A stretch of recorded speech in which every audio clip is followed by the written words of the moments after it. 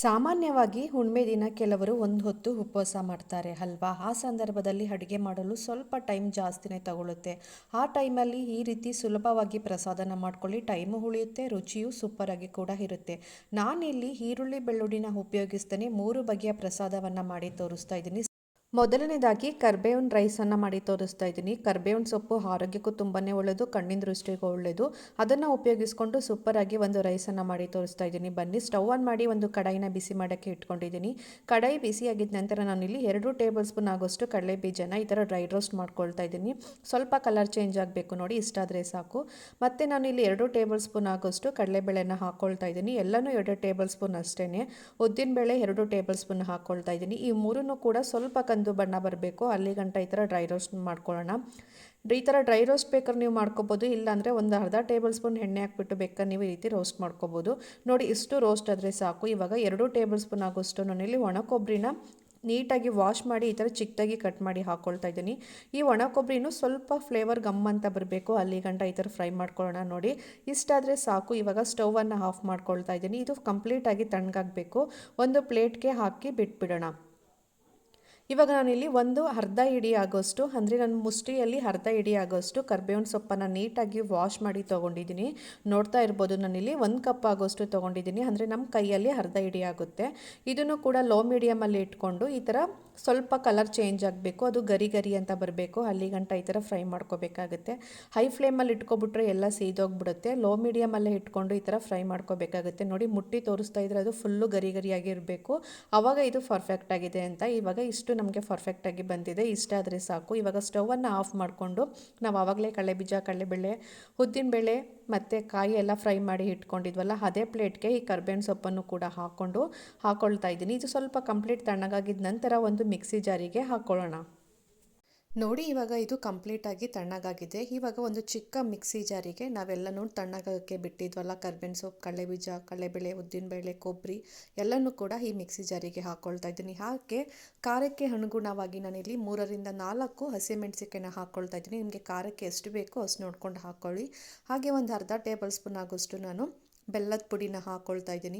ಯಾವುದೇ ರೈಸ್ ಮಾಡಬೇಕಾದ್ರೂ, ಚಟ್ನಿ ನಾವು ಮಾಡಬೇಕಂತ ಹೇಳಿದ್ರೂ ಉಪ್ಪು, ಖಾರ, ಹುಳಿ ಎಲ್ಲ ಇದ್ರೇ ಟೇಸ್ಟು ಚೆನ್ನಾಗಿರುತ್ತೆ ಅಂತ ಹೇಳಿಬಿಟ್ಟು ಬೆಲ್ಲನ ಹಾಕ್ಕೊಳ್ತಾ ಇದ್ದೀನಿ. ಹಾಗೆ ಸ್ವಲ್ಪ ಹುಣಸೆಹಣ್ಣನ್ನು ಹಾಕ್ಕೊಂಡು ಇವಾಗ ಇದನ್ನು ಡ್ರೈ ಥರನೇ ರುಬ್ಕೊಂಡು ಬರಬೇಕಾಗುತ್ತೆ. ಯಾವುದೇ ಕಾರಣಕ್ಕೂ ನೀರನ್ನು ಹಾಕೋಕ್ಕೆ ಹೋಗ್ಬಾರ್ದು, ಹಾಗೇ ಇದನ್ನು ತರಿಯಾಗಿ ರುಬ್ಕೊಂಡು ಬರಬೇಕಾಗುತ್ತೆ. ನೋಡಿ, ಇಷ್ಟಾದರೆ ಸಾಕು. ಇವಾಗ ಇದು ರೆಡಿಯಾಗಿದೆ. ಇನ್ನೊಂದು ಕಡೆ ಸ್ಟವ್ ಆನ್ ಮಾಡಿ ಒಂದು ಕಡಾಯಿನ ಬಿಸಿ ಮಾಡೋಕ್ಕೆ ಇಟ್ಕೊಂಡಿದ್ದೀನಿ. ಕಡಾಯಿ ಬಿಸಿಯಾಗಿದ್ದ ನಂತರ ಇಲ್ಲಿ ನಾನು ಏನಿಲ್ಲ ಅಂದರೂ ಒಂದು 4ರಿಂದ 5 ಟೇಬಲ್ ಸ್ಪೂನ್ ಆಗೋಷ್ಟು ನಾನು ಎಣ್ಣೆನ ಹಾಕ್ಕೊಳ್ತಾ ಇದ್ದೀನಿ. ಎಣ್ಣೆ ಸ್ವಲ್ಪ ಜಾಸ್ತಿನೇ ಬೇಕಾಗುತ್ತೆ ಈ ರೈಸ್ಗೆ. ನೋಡಿ, ಎಣ್ಣೆ ಬಿಸಿಯಾಗಿದ್ದ ನಂತರ ಮತ್ತೆ 2 ಟೇಬಲ್ ಸ್ಪೂನ್ ಆಗೋಷ್ಟು ಕಡಲೆ ಬೀಜನ ಹಾಕ್ಕೊಳ್ತಾ ಇದ್ದೀನಿ. ಕಡಲೆ ಬೀಜ ಸ್ವಲ್ಪ ಕಲರ್ ಚೇಂಜ್ ಆಗಬೇಕು ಅಲ್ಲಿ ಗಂಟ ಈ ಥರ ಫ್ರೈ ಮಾಡ್ಕೊಳ್ಳೋಣ. ನೋಡಿ, ಈ ಥರ ಫ್ರೈ ಮಾಡ್ಕೊಂಡಿದ್ದ ನಂತರ ಗ್ಯಾಸನ್ನು ಮೀಡಿಯಮ್ಮಲ್ಲಿ ಇಟ್ಕೊಂಡು ಇವಾಗ 2 ಟೇಬಲ್ ಸ್ಪೂನ್ ಆಗೋಷ್ಟು ಕಡಲೆಬೇಳೆ, 2 ಟೇಬಲ್ ಸ್ಪೂನ್ ಆಗೋಷ್ಟು ಉದ್ದಿನಬೇಳೆನ ಹಾಕ್ಕೊಂಡು ಈ ಮೂರನ್ನು ಕೂಡ ಸ್ವಲ್ಪ ಕಲರ್ ಚೇಂಜ್ ಆಗಬೇಕು ಅಲ್ಲಿ ಗಂಟ ಫ್ರೈ ಮಾಡ್ಕೊಳ್ಳೋಣ. ನೋಡಿ, ಇಷ್ಟು ಕಲರ್ ಬಂದರೆ ಸಾಕು. ಇವಾಗ ಮತ್ತೆ ಖಾರಕ್ಕೆ ನಾನಿಲ್ಲಿ 2 ಹಸಿಮೆಣಸಿಕಾಯಿನ ಕಟ್ ಮಾಡಿ ಹಾಕ್ಕೊಳ್ತಾ ಇದ್ದೀನಿ. ನಿಮಗೆ ಹಸಿಮೆಣಸಿಕಾಯಿ ಇಷ್ಟ ಅಂತ ಇಲ್ಲ ಅಂತ ಹೇಳಿದ್ರೆ ಒಣಮೆಣಸಿಕಾಯಿನೂ ಕೂಡ ನೀವು ಹಾಕ್ಕೋಬೋದು. ಹಾಗೆಯೇ ಸ್ವಲ್ಪ ಸಾಸಿವೆನ ಹಾಕ್ಕೊಳ್ತಾ ಇದ್ದೀನಿ. ಹಾಗೆ ಸ್ವಲ್ಪನೇ ಕರ್ಬೇವಿನ ಸೊಪ್ಪೆಲ್ಲ ಹಾಕ್ಕೊಂಡು ಸ್ವಲ್ಪ ಇದು ಹಸಿಮೆಣಸಿಕಾಯಿ ಎಲ್ಲ ಎಣ್ಣೆಲ್ಲೇ ಫ್ರೈ ಆಗಬೇಕು ಅಲ್ಲಿ ಗಂಟ ಈ ಥರ ಫ್ರೈ ಮಾಡ್ಕೊಳ್ಳೋಣ. ನೋಡಿ, ಇಷ್ಟು ಫ್ರೈ ಆದರೆ ಸಾಕು. ಇವಾಗ ಅನ್ನನ ಫಸ್ಟೇ ಬಿಡಿಯಾಗಿ ರೆಡಿ ಮಾಡಿ ಇಟ್ಕೊಂಡಿದ್ದೀನಿ. ಇವಾಗ ಅಲ್ಲಿ ನಾನು 1 ಕಪ್ ಆಗುವಷ್ಟು ನಾನು ರೈಸನ್ನು ಹಾಕ್ಕೊಳ್ತಾ ಇದ್ದೀನಿ. ಈ ರೈಸ್ ಏನಿಲ್ಲ ಅಂದ್ರೂ 3 to 4 ಮೆಂಬರ್ಸ್ಗಷ್ಟು ಆಗುತ್ತೆ. ಈ ಥರ ರೈಸ್ ಹಾಕ್ಕೊಂಡಿದ್ದ ನಂತರ ನಾವು ಆವಾಗಲೇ ಪುಡಿ ರೆಡಿ ಮಾಡಿ ಇಟ್ಕೊಂಡಿದ್ವಲ್ಲ, ನಮಗೆ ಕ್ವಾಂಟಿಟಿ ಎಷ್ಟು ಬೇಕೋ ಅಷ್ಟು ಪುಡಿನ ಹಾಕ್ಕೊಳ್ತಾ ಇದ್ದೀನಿ. ಹಾಗೆ ಇವಾಗ ರುಚಿಗೆ ತಕ್ಕಷ್ಟು ಉಪ್ಪು, ಒಂದು ಅರ್ಧ ಟೇಬಲ್ ಸ್ಪೂನ್ ಆಗೋಷ್ಟು ಅರಿಶಿನ ಪುಡಿನ ಹಾಕ್ಕೊಂಡು ಇವಾಗ ಇದನ್ನು ಸ್ಟೀಮಲ್ಲೇ ಇಟ್ಕೊಂಡು ಕ್ಲೀನಾಗಿ ಮಿಕ್ಸ್ ಮಾಡ್ಕೋಬೇಕಾಗುತ್ತೆ. ಸ್ಟವನ್ನು ಆಫ್ ಮಾಡೋಕ್ಕೆ ಹೋಗಬೇಡಿ, ಆ ಮಸಾಲೆ ಎಲ್ಲ ಆ ರೈಸ್ಗೆ ಪರ್ಫೆಕ್ಟಾಗಿ ಹಿಡಿಬೇಕು. ನೋಡಿ, ಈ ಥರ ಮಿಕ್ಸ್ ಮಾಡ್ಕೊಂಡಿದ್ದ ನಂತರ ಇವಾಗ ಸ್ಟವನ್ನು ಆಫ್ ಮಾಡಿಕೊಂಡ್ರೆ ಕರಿಬೇವಿನ ರೈಸು ರೆಡಿ. ಇವಾಗ ಇದಕ್ಕೆ ಸ್ವಲ್ಪ ಒಗ್ಗರಣೆನ ಹಾಕ್ಕೊಳ್ತಾ ಇದ್ದೀನಿ. ಬೇಕಂದರೆ ಹಾಕ್ಕೊಳ್ಳಿ, ಈ ಥರ ಹಾಕ್ಕೊಂಡ್ರೆ ಟೇಸ್ಟ್ ಇನ್ನೂ ಸೂಪರಾಗಿ ಕೂಡ ಇರುತ್ತೆ. 1 ಟೇಬಲ್ ಸ್ಪೂನ್ ತುಪ್ಪ ಹಾಕ್ಕೊಂಡು ಒಂದು 5ರಿಂದ 6 ಗೋಡಂಬಿನ ಫ್ರೈ ಮಾಡ್ಕೊಂಡು ಹಾಕ್ಕೊಳ್ತಾ ಇದ್ದೀನಿ. ಈ ಥರ ಲಾಸ್ಟಲ್ಲಿ ಹಾಕ್ಕೊಂಡ್ರೆ ಟೇಸ್ಟು ಸೂಪರಾಗಿರುತ್ತೆ ಅಂತ ಹೇಳ್ಬಿಟ್ಟು ಇಷ್ಟೇ ಕ್ಲೀನಾಗಿ ಒಂದ್ಸಲ ಮಿಕ್ಸ್ ಮಾಡ್ಕೊಂಡ್ರೆ ಆಯಿತು. ನೈವೇದ್ಯಕ್ಕೆ ಇಡುವಂತಹ ಕರಿಬೇವಿನ ರೈಸು ರೆಡಿಯಾಗಿದೆ. ಇದು 1ನೇದು. ಇವಾಗ 2ನೇದು ಮಾಡ್ತಿರುವಂತಹ ನಾನು ಪುಳಿಯೋಗರೆ ಕಾಮನ್ನಾಗಿ ಬೆಳ್ಳುಳ್ಳಿ ಹಾಕಿಬಿಟ್ಟು ಮಾಡ್ತಾರೆ. ನಾನಿಲ್ಲಿ ಬೆಳ್ಳುಳ್ಳಿನ ಉಪಯೋಗಿಸ್ತಾನೆ ಪುಳಿಯೋಗರೆ ಮಾಡಿ ತೋರಿಸ್ತಾ ಇದ್ದೀನಿ. ಬನ್ನಿ, ಹಾಗಾದರೆ ಇವದನ್ನು ಯಾವ ರೀತಿ ಮಾಡೋದು ಅಂತ ನೋಡೋಣ. ಸ್ಟವ್ ಆನ್ ಮಾಡಿ ಒಂದು ಪ್ಯಾನ್ನ ಬಿಸಿ ಮಾಡೋಕ್ಕೆ ಇಟ್ಕೊಂಡಿದ್ದೀನಿ. ಒಂದು 4ರಿಂದ 5 ಟೇಬಲ್ ಸ್ಪೂನ್ ಆಗೋಷ್ಟು ಎಣ್ಣೆ ಹಾಕ್ಕೊಂಡು ಒಂದು ಅರ್ಧ ಕಪ್ ಆಗೋಷ್ಟು ನಾನು ಕಡಲೆ ಬೀಜನ ಹಾಕ್ಕೊಂಡಿದ್ದೀನಿ. ಹೈ ಫ್ಲೇಮಲ್ಲಿ ಇಟ್ಕೊಂಡು ಈ ಕಡಲೆ ಬೀಜ ಸ್ವಲ್ಪ ಕಲರ್ ಚೇಂಜ್ ಆಗಬೇಕು, ಅಲ್ಲಿ ಗಂಟ ಈ ಥರ ಫ್ರೈ ಮಾಡ್ಕೊಳ್ಳೋಣ. ನೋಡಿ ಇಷ್ಟು ಫ್ರೈ ಆದರೆ ಸಾಕು. ಈ ಕಡಲೆ ಬೀಜನೆಲ್ಲನೂ ಒಂದು ಬೌಲ್ಗೆ ಸಪ್ರೇಟ್ ಮಾಡಿ ಇಟ್ಕೊಂಡಿದ್ದೀನಿ. ಅದೇ ಪ್ಯಾನಿಗೆ ಇವಾಗ 2 ಟೇಬಲ್ ಸ್ಪೂನ್ ಆಗೋಷ್ಟು ಕಡಲೆಬೇಳೆನ ಹಾಕ್ಕೊಳ್ತಾ ಇದ್ದೀನಿ. ಕಡಲೆಬೇಳೆ ಜಾಸ್ತಿ ಇದ್ರೇ ಪುಳಿಯೋಗರೆದಲ್ಲಿ ಟೇಸ್ಟು ಚೆನ್ನಾಗಿರುತ್ತೆ ಅಂತ ಹೇಳ್ಬಿಟ್ಟು ಕಡಲೆಬೇಳೆನ ಸ್ವಲ್ಪ ಜಾಸ್ತಿನೇ ಹಾಕ್ಕೊಳ್ತಾ ಇದ್ದೀನಿ. ಹಾಗೆ 1 ಟೇಬಲ್ ಸ್ಪೂನ್ ಆಗೋಷ್ಟು ನಾನು ಉದ್ದಿನಬೇಳೆನ ಹಾಕ್ಕೊಳ್ತಾ ಇದ್ದೀನಿ. ಹಾಗೆ ಒಂದು ಅರ್ಧ ಟೇಬಲ್ ಸ್ಪೂನ್ ಆಗೋಷ್ಟು ಸಾಸಿವೆನ ಹಾಕ್ಕೊಳ್ತಾ ಇದ್ದೀನಿ. ಇದನ್ನೆಲ್ಲ ಹಾಕ್ಕೊಂಡು ಲೋ ಮೀಡಿಯಮಲ್ಲಿ ಇಟ್ಕೊಂಡು ಇವೆಲ್ಲ ಕಂದು ಬಣ್ಣ ಬರಬೇಕು, ಅಲ್ಲಿ ಗಂಟ ಸ್ವಲ್ಪ ಲೈಟಾಗಿ ಫ್ರೈ ಮಾಡ್ಕೊಳ್ಳೋಣ. ನೋಡಿ ಇಷ್ಟು ಬಂದರೆ ಕಲರು ಸಾಕು. ಇವಾಗ ಇದು ಪರ್ಫೆಕ್ಟಾಗಿ ರೆಡಿಯಾಗಿದೆ. ಖಾರಕ್ಕೆ ನಾನಿಲ್ಲಿ ಒಣಮೆಣ್ಸಿಕಾಯಿನ ಹಾಕ್ಕೊಳ್ತಾ ಇದ್ದೀನಿ. ಏನಿಲ್ಲ ಅಂದ್ರೂ ಒಣಮೆಣ್ಸಿಕಾಯಿನ 7ರಿಂದ 8 ಒಣಮೆಣ್ಸಿಕಾಯಿನ ತೊಗೊಂಡಿದ್ದೀನಿ. ಮಧ್ಯಕ್ಕೆ ಈ ಥರ ಭಾಗ ಮಾಡ್ಕೊಂಡು ಹಾಕ್ಕೊಳ್ತಾ ಇದ್ದೀನಿ. ಈ ಪುಳಿಯೋಗರೆ ಖಾರವಾಗಿ ಇದ್ದರೆ ತಿನ್ನೋಕ್ಕೆ ಸೂಪರಾಗಿ ಕೂಡ ಇರುತ್ತೆ ಅಂತ ಹೇಳ್ಬಿಟ್ಟು ಸ್ವಲ್ಪ ಒಣಮೆಣ್ಸಿಕಾಯಿನ ಸ್ವಲ್ಪ ಜಾಸ್ತಿನೇ ಹಾಕ್ಕೊಂಡಿದ್ದೀನಿ. ಹಾಗೆ ಸ್ವಲ್ಪ ಕರಿಬೇವಿನ ಸೊಪ್ಪನ್ನು ಕೂಡ ಹಾಕ್ಕೊಂಡು ಎಣ್ಣೆಲೆ ಈ ಒಣಮೆಣ್ಸಿಕಾಯಿ ಚೆನ್ನಾಗಿ ಫ್ರೈ ಆಗಬೇಕು, ಆವಾಗಲೇ ಟೇಸ್ಟು ತುಂಬಾ ಸಖತ್ತಾಗಿ ಕೂಡ ಇರುತ್ತೆ. ಹಾಗೆಯೇ ಒಂದು 2ರಿಂದ 3 ಟೇಬಲ್ ಸ್ಪೂನ್ ಆಗೋಷ್ಟು ಗೋಡಂಬಿನ ಚಿಕ್ಕದಾಗಿ ಕಟ್ ಮಾಡಿ ಹಾಕ್ಕೊಂಡಿದ್ದೀನಿ. ಅದು ಸ್ಕಿಪ್ ಆಗಿಬಿಟ್ಟಿದೆ, ಸೊ ಅದನ್ನು ಕೂಡ ಎಣ್ಣೆಯಲ್ಲಿ ಫ್ರೈ ಮಾಡ್ಕೊಳ್ತಾ ಇದ್ದೀನಿ. ನೋಡಿ ಹುಣಸೆಹಣ್ಣನ್ನು ನಾನು ಫಸ್ಟೇ ರೆಡಿ ಮಾಡಿ ರಸ ಮಾಡಿ ಇಟ್ಕೊಂಡಿದ್ದೆ. ಹುಣಸೆ ರಸನೂ ಕೂಡ ಹಾಕ್ಕೊಂಡು ಇವಾಗ ಹೈ ಫ್ಲೇಮಲ್ಲಿ ಇದನ್ನು ಒಂದು 2ರಿಂದ 3 ನಿಮಿಷ ಈ ಥರ ಕುದಿಸ್ಕೋಬೇಕಾಗತ್ತೆ. ಈ ಥರ ಕುದ್ದಿದ ನಂತರ ನಾನು 1 ಟೇಬಲ್ ಸ್ಪೂನ್ ಆಗೋಷ್ಟು ಬೆಲ್ಲದ ಪುಡಿನ ಹಾಕ್ಕೊಳ್ತಾ ಇದ್ದೀನಿ. ಪುಳಿಯೋಗರೆಗೆ ಈ ಥರ ಬೆಲ್ಲದ ಪುಡಿ ಹಾಕಿ ಮಾಡಿದ್ರೇ ಟೇಸ್ಟು ಚೆನ್ನಾಗಿರುತ್ತೆ. ಸಿಹಿ ಖಾರ ಹುಳಿ ಇನ್ನೂ ಸೂಪರಾಗಿ ಕೂಡ ಇರುತ್ತೆ ಅಂತ ಹೇಳ್ಬಿಟ್ಟು ನಾನು 1 ಟೇಬಲ್ ಸ್ಪೂನ್ ಆಗೋಷ್ಟು ಬೆಲ್ಲನ ಹಾಕ್ಕೊಂಡಿದ್ದೀನಿ. ಹಾಗೆ 1 ಟೇಬಲ್ ಸ್ಪೂನ್ ಆಗೋಷ್ಟು ನಾನು ಇವಾಗ ಚಿಲ್ಲಿ ಪೌಡರ್ನ ಹಾಕ್ಕೊಳ್ತಾ ಇದ್ದೀನಿ. ಒಣಮೆಣ್ಸಿಕಾಯಿ ಖಾರ ಏನು ಅನಿಸಿಲ್ಲ ಅಂತ ಹೇಳಿದ್ರೆ ಚಿಲ್ಲಿ ಪೌಡರ್ನೂ ಕೂಡ ಹಾಕ್ಕೋಬೋದು. ನಿಮ್ಗೆ ಅಕಸ್ಮಾತ್ ಜಾಸ್ತಿ ಖಾರ ಆಯಿತು ಅಂತ ಹೇಳಿದ್ರೆ ಚಿಲ್ಲಿ ಪೌಡರ್ನ ಸ್ಕಿಪ್ ಮಾಡ್ಕೊಳ್ಳಿ ಅಷ್ಟೇ. ಇವಾಗ ರುಚಿಗೆ ತಕ್ಕಷ್ಟು ಉಪ್ಪನ್ನು ಹಾಕ್ಕೊಂಡು ಈ ಹುಣಸೆ ರಸ ಸ್ವಲ್ಪ ಕುದಿಬೇಕು. ನೋಡಿ ನಾವು ಹಾಕಿರುವ ಹುಣಸೆ ರಸ ಸ್ವಲ್ಪ 3/4% ಗಂಟ ಬರಬೇಕು, ಅಲ್ಲಿ ಗಂಟ ಈ ಥರ ಹೈ ಫ್ಲೇಮಲ್ಲಿ ಇಟ್ಕೊಂಡು ಈ ಥರ ಕುದಿ ಬರ್ಸ್ಕೋಬೇಕಾಗುತ್ತೆ. ನೋಡಿ ಇವಾಗ ಇದು ಇಷ್ಟು ಪರ್ಫೆಕ್ಟಾಗಿ ರೆಡಿಯಾಗಿದೆ. ಇವಾಗ ಸ್ಟವನ್ನು ಮೀಡಿಯಮಲ್ಲಿ ಇಟ್ಕೊಂಡು ನಾನಿಲ್ಲಿ ಉಪಯೋಗಿಸ್ತಿರುವಂಥದ್ದು ರೋಹಿತ್ ಪುಳಿಯೋಗರೆ ಅವ್ರದ್ದು. ನಾನಿಲ್ಲಿ ಈ ಕಪ್ ಅಳತೆಯಲ್ಲಿ ಇಷ್ಟನ್ನು ಪೌಡರ್ನ ಹಾಕ್ಕೊಳ್ತಾ ಇದ್ದೀನಿ. ನಿಮಗೆ ಕ್ವಾಂಟಿಟಿ ಎಷ್ಟು ಬೇಕು ಅಷ್ಟು ನೋಡ್ಕೊಂಡು ಹಾಕ್ಕೊಳ್ಳಿ. ಪುಳಿಯೋಗರೆ ಗೊಜ್ಜು ಏನಿಲ್ಲ ಅಂದ್ರೂ ಒಂದು ವಾರ ಎತ್ತಿಟ್ರೂ ಏನೂ ಆಗಲ್ಲ, ಅಷ್ಟೇ ಟೇಸ್ಟಿಯಾಗಿ ಕೂಡ ಇರುತ್ತೆ. ಈ ಪೌಡರ್ ಹಾಕಿದ ನಂತರ ಏನಿಲ್ಲ ಅಂದ್ರೂ ಒಂದು 2ರಿಂದ 3 ನಿಮಿಷ ಅಷ್ಟೇ ಫ್ರೈ ಮಾಡ್ಕೋಬೇಕು. ಜಾಸ್ತಿ ಏನು ಕೂಡ ಫ್ರೈ ಮಾಡೋಕ್ಕೆ ಹೋಗ್ಬಿಡ್ತು, ಆವಾಗಲೇ ಪುಳಿಯೋಗರೆ ಟೇಸ್ಟು ಕೂಡ ಹಾಳಾಗ್ಬಿಡುತ್ತೆ. ನೋಡಿ ಈ ಥರ ಫ್ರೈ ಮಾಡ್ಕೊಂಡಿದ್ದ ನಂತರ ಸ್ವಲ್ಪ ಕೊತ್ತಂಬರಿ ಸೊಪ್ಪನ್ನು ನೀಟಾಗಿ ವಾಶ್ ಮಾಡಿ ಚಿಕ್ಕದಾಗಿ ಕಟ್ ಮಾಡಿ ಹಾಕ್ಕೊಳ್ತಾ ಇದ್ದೀನಿ.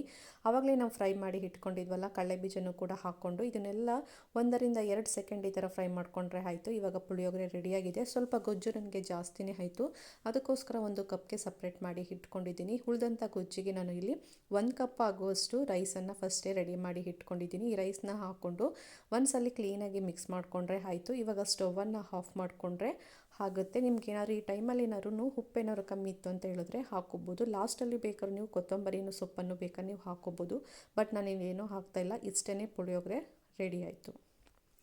ಇದು 2ನೇ ನೈವೇದ್ಯ ಆಯಿತು. 3ನೇದು ಬಂದು ನಾನಿಲ್ಲಿ ಜಸ್ಟ್ ತೆಂಗಿನಕಾಯಿನ ಉಪಯೋಗಿಸ್ಕೊಂಡು ತುಂಬಾ ಸಿಂಪಲ್ ಆಗಿರುವಂತಹ ತೆಂಗಿನಕಾಯಿ ರೈಸ್ನ ಮಾಡಿ ತೋರಿಸ್ತಾ ಇದ್ದೀನಿ. ಟೇಸ್ಟ್ ಅಂತೂ ಅದ್ಭುತವಾಗಿ ಕೂಡ ಇರುತ್ತೆ. ಈ ಥರ ಸಡನ್ನಾಗಿ ಹುಣ್ಣಿಮೆ ಅಮಾವಾಸ್ಯೆ ಏನಾದ್ರು ಉಪವಾಸ ಮಾಡ್ತಾ ಇದ್ದೀವಿ ಅಂತ ಹೇಳಿದ್ರೆ ಈ ರೀತಿ ಮಾಡ್ಕೊಳ್ಳಿ, ಟೇಸ್ಟ್ ಅಂತೂ ಸೂಪರಾಗಿ ಕೂಡ ಇರುತ್ತೆ. ಬನ್ನಿ ಹಾಗಾದರೆ ಇವಾಗ 3ನೇದನ್ನು ಯಾವ ರೀತಿ ಮಾಡೋದು ಅಂತ ನೋಡ್ಕೊಳ್ಳೋಣ. ಒಂದು ಪ್ಯಾನ್ನ ಬಿಸಿ ಮಾಡೋಕ್ಕೆ ಇಟ್ಕೊಂಡು ಒಂದು 3ರಿಂದ 4 ಟೇಬಲ್ ಸ್ಪೂನ್ ಆಗೋಷ್ಟು ಎಣ್ಣೆ ಹಾಕ್ಕೊಂಡಿದ್ದೀನಿ. ಎಣ್ಣೆ ಬಿಸಿಯಾಗಿದ್ದ ನಂತರ ಒಂದು 9ರಿಂದ 10 ಗೋಡಂಬಿನ ಹಾಕ್ಕೊಂಡು ಫ್ರೈ ಮಾಡ್ಕೋಬೇಕಾಗತ್ತೆ. ಗೋಡಂಬಿ ಹಾಕಿದ ತಕ್ಷಣ ಗ್ಯಾಸನ್ನು ಮೀಡಿಯಮ್ ಹುರಿಯಲ್ಲಿ ಇಟ್ಕೊಂಡು ಫ್ರೈ ಮಾಡ್ಕೋಬೇಕಾಗತ್ತೆ. ಹೈ ಫ್ಲೇಮಲ್ಲಿ ಇಕ್ಕಿದ ತಕ್ಷಣ ಎಲ್ಲ ಸೀದೋಗ್ಬಿಡುತ್ತೆ. ಅದಕ್ಕೋಸ್ಕರ ಮೀಡಿಯಮಲ್ಲಿ ಹುರಿಯಲ್ಲಿ ಇಟ್ಕೊಂಡು ಈ ಗೋಡಂಬಿನ ಗೋಲ್ಡನ್ ಕಲರ್ ಬರೋಗಂಟ ಈ ಥರ ಫ್ರೈ ಮಾಡ್ಕೊಂಡ್ರೆ ಆಯಿತು. ಇವಾಗ ಪರ್ಫೆಕ್ಟಾಗಿ ರೆಡಿಯಾಗಿದೆ. ಈ ಗೋಡಂಬಿನ ಒಂದು ಪ್ಲೇಟ್ಗೆ ಸಪ್ರೇಟ್ ಮಾಡಿ ಇಟ್ಕೊಳ್ತಾ ಇದ್ದೀನಿ. ಇವಾಗ ಅದೇ ಪ್ಯಾನಿಗೆ ನಾನಿಲ್ಲಿ ಒಂದು 3ರಿಂದ 4 ಟೇಬಲ್ ಸ್ಪೂನ್ ಆಗೋಷ್ಟು ಕಡಲೆ ಬೀಜನ ಹಾಕ್ಕೊಳ್ತಾ ಇದ್ದೀನಿ. ಈ ಕಡಲೆ ಬೀಜನೂ ಕೂಡ ಸ್ವಲ್ಪ ಗೋಲ್ಡನ್ ಕಲರ್ ಬರಬೇಕು, ಅಲ್ಲಿ ಗಂಟ ಈ ಥರ ಫ್ರೈ ಮಾಡ್ಕೊಳ್ಳೋಣ.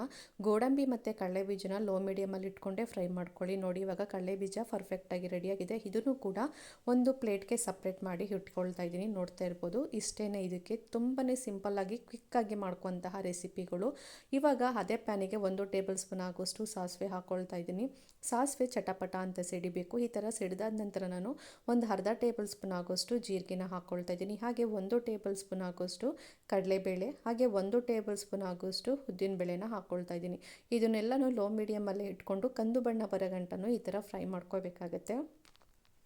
ನೋಡಿ ಇವಾಗ ಇಷ್ಟು ಕಲರ್ ಬಂದರೆ ಸಾಕು. ಇವಾಗ ಖಾರಕ್ಕೆ ಅನುಗುಣವಾಗಿ ನಾನು ಇವಾಗ ಹಸಿಮೆಣ್ಸಿಕಾಯಿನ ಹಾಕ್ಕೊಳ್ತಾ ಇದ್ದೀನಿ. ಹಸಿಮೆಣ್ಸಿಕಾಯಿ ಇಷ್ಟ ಇಲ್ಲ ಅಂತ ಹೇಳಿದ್ರೆ ನೀವು ಇದ್ರ ಬದಲು ನೀವು ಸ್ಕಿಪ್ ಮಾಡಿಕೊಂಡು ಒಣಮೆಣ್ಸಿಕಾಯಿನೂ ಕೂಡ ಹಾಕೋಬೋದು. ನಾನಿಲ್ಲಿ ಹಸಿಮೆಣ್ಸಿಕಾಯಿನ ಏನಿಲ್ಲ ಅಂದ್ರೂ ಒಂದು 7ರಿಂದ 9 ಹಸಿಮೆಣ್ಸಿಕಾಯಿನ ಹಾಕ್ಕೊಳ್ತಾ ಇದ್ದೀನಿ. ಮಧ್ಯಕ್ಕೆ ಈ ಥರ ಕಟ್ ಮಾಡಿ ಹಾಕ್ಕೊಳ್ತಾ ಇದ್ದೀನಿ. ಸ್ವಲ್ಪ ಖಾರನೇ ಜಾಸ್ತಿ ಇರಬೇಕು ಅಂತ ಹೇಳ್ಬಿಟ್ಟು ಹಸಿಮೆಣ್ಸಿಕಾಯಿನ ಸ್ವಲ್ಪ ಜಾಸ್ತಿನೇ ಹಾಕ್ಕೊಂಡು ಎಣ್ಣೆಯಲ್ಲಿ ಹಸಿಮೆಣ್ಸಿಕಾಯಿ ಎಲ್ಲ ಚೆನ್ನಾಗಿ ಫ್ರೈ ಮಾಡ್ಕೊಳ್ತಾ ಇದ್ದೀನಿ. ನೋಡಿ ಈ ಥರ ಹಸಿಮೆಣ್ಸಿಕಾಯಿ ಚೆನ್ನಾಗಿ ಫ್ರೈ ಮಾಡ್ಕೊಂಡಿದ್ದ ನಂತರ ಸ್ವಲ್ಪ ಕರಿಬೇವಿನ ಸೊಪ್ಪನ್ನು ಕೂಡ ಹಾಕ್ಕೊಂಡು ಫ್ರೈ ಮಾಡ್ಕೊಳ್ತಾ ಇದ್ದೀನಿ. ಇವಾಗ 1 ಕಪ್ ಆಗೋಷ್ಟು ತೆಂಗಿನಕಾಯಿನ ಮೇಲೆ ಎಲ್ಲ ಸಿಪ್ಪೆ ಇರುತ್ತಲ್ಲ ಅದನ್ನೆಲ್ಲ ರಿಮೂವ್ ಮಾಡಿಕೊಂಡು ಬರೀ ಬಿಳಿ ಭಾಗ ಮಾತ್ರ ತುರಿದ್ಬಿಟ್ಟು ಹಾಕ್ಕೊಳ್ತಾ ಇದ್ದೀನಿ. ನೀವು ಬೇಕಾದರೆ ಹಾಗೇನೋ ಹಾಕೋಬೋದು, ಬಟ್ ಈ ಥರ ತುರಿದ್ಬಿಟ್ಟು ಹಾಕ್ಕೊಂಡ್ರೆ ಟೇಸ್ಟು ಇನ್ನೂ ಸೂಪರಾಗಿ ಕೂಡ ಇರುತ್ತೆ ಅಂತ ಹೇಳ್ಬಿಟ್ಟು ಎಣ್ಣೆಯಲ್ಲಿ ಇದನ್ನು ಏನಿಲ್ಲ ಅಂದ್ರೂ ಒಂದು 3ರಿಂದ 4 ನಿಮಿಷ ಫ್ರೈ ಮಾಡ್ಕೋಬೇಕಾಗುತ್ತೆ. ನೋಡಿ ನಾವು ತೆಂಗಿನಕಾಯಿಲಿ ನೊರೆ ಎಲ್ಲ ಬಿಟ್ಕೊಳ್ತಾ ಇರುತ್ತೆ, ಅಲ್ಲಿಗಂಟು ಇದನ್ನು ಫ್ರೈ ಮಾಡ್ಕೋಬೇಕು. ಫುಲ್ಲು ಕಂಪ್ಲೀಟ್ ನೊರೆ ಎಲ್ಲ ಹೊಟ್ಟೋಗಬೇಕು, ಅಲ್ಲಿಗಂಟ ಈ ಥರ ಫ್ರೈ ಮಾಡ್ಕೋಬೇಕಾಗುತ್ತೆ. ನೋಡಿ ಇಷ್ಟು ಫ್ರೈ ಆದರೆ ಸಾಕು. ಇವಾಗ 1 ಕಪ್ ಆಗೋಷ್ಟು ರೈಸು ಬಿಡಿಯಾಗಿ ಫಸ್ಟೇ ರೆಡಿ ಮಾಡಿ ಇಟ್ಕೊಂಡಿದ್ದೆ. ಇವಾಗ ಈ ರೈಸನ್ನು ಹಾಕ್ಕೊಳ್ತಾ ಇದ್ದೀನಿ. ಈ ರೈಸ್ನ ಹಾಕ್ಕೊಂಡಿದ ನಂತರ ಇವಾಗ ಸ್ಟೌವನ್ನು ಆಫ್ ಮಾಡ್ಕೊಬಿಡಬೇಕು. ಇವಾಗ ನೀಟಾಗಿ ಒಂದ್ಸಲಿ ಆ ಮಸಾಲೆ ಎಲ್ಲ ರೈಸ್ಗೆಲ್ಲ ಹಿಡಿಬೇಕು, ಅಲ್ಲಿಗಂಟ ಈ ಥರ ನೀಟಾಗಿ ಒಂದ್ಸಲಿ ಮಿಕ್ಸ್ ಮಾಡಿಕೊಂಡ್ರೆ ಈ ತೆಂಗಿನಕಾಯಿ ರೈಸು ರೆಡಿಯಾಗುತ್ತೆ. ನಾವು ಆವಾಗಲೇ ಫ್ರೈ ಮಾಡಿ ಇಟ್ಕೊಂಡಿದ್ವಲ್ಲ ಗೋಡಂಬಿ ಮತ್ತು ಕಡಲೆ ಬೀಜನ ಫ್ರೈ ಮಾಡಿ ಇಟ್ಕೊಂಡಿದ್ವಲ್ಲ ಅದನ್ನು ಕೂಡ ಇವಾಗ ಹಾಕ್ಕೊಳ್ತಾ ಇದ್ದೀನಿ. ಲಾಸ್ಟಲ್ಲಿ ಹಾಕ್ಕೊಂಡ್ರೆ ಟೇಸ್ಟು ತಿನ್ನಬೇಕಾದ್ರೆ ಚೆನ್ನಾಗಿರುತ್ತೆ ಅಂತ ಹೇಳ್ಬಿಟ್ಟು ಈ ಥರ ಲಾಸ್ಟಲ್ಲಿ ಹಾಕ್ಕೊಂಡು 1 ಟೇಬಲ್ ಸ್ಪೂನ್ ಆಗೋಷ್ಟು ತುಪ್ಪ ಹಾಕ್ಕೊಂಡು ಕ್ಲೀನಾಗಿ ಮಿಕ್ಸ್ ಮಾಡಿಕೊಂಡ್ರೆ ಆಯಿತು, ಈ ತೆಂಗಿನಕಾಯಿ ರೈಸು ರೆಡಿ ಆಗುತ್ತೆ. ಉಪವಾಸ ಮಾಡಬೇಕಾದ್ರೆ ಈ ಥರ ಈಸಿಯಾಗಿ ರೈಸ್ನ ಮಾಡಬೇಕು ಅಂತ ಅಂದ್ಕೊಂಡಿದ್ರೆ ಈ ರೀತಿ ಟ್ರೈ ಮಾಡಿ ನೋಡಿ, ಹೇಗೆ ಬಂತು ಅಂತ ಕಮೆಂಟ್ ಮೂಲಕ ತಿಳಿಸಿ.